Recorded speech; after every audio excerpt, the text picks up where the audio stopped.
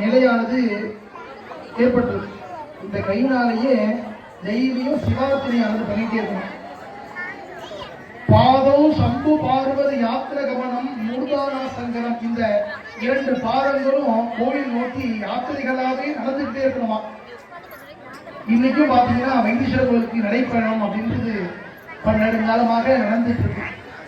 வேற வேற இடத்துக்கெல்லாம் நம்ம போயிட்டு இருக்கோம்.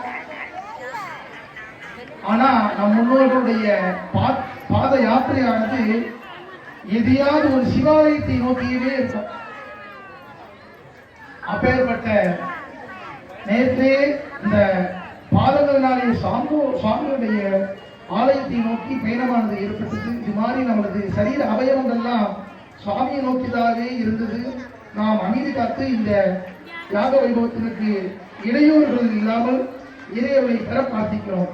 பாதுகாப்புறம் ஜாயேது பிரணவாசரமாவிடம் திராவிடம் மகாபலம் மஞ்சாசுர கர்ணஞ்சே பிரதம் தந்திராகராலம் சித்து முக்தாநாதம் சுத்தம் கேகராட்ச மகாநாகாரம் ஹீகரகம் खड्गवार महासुला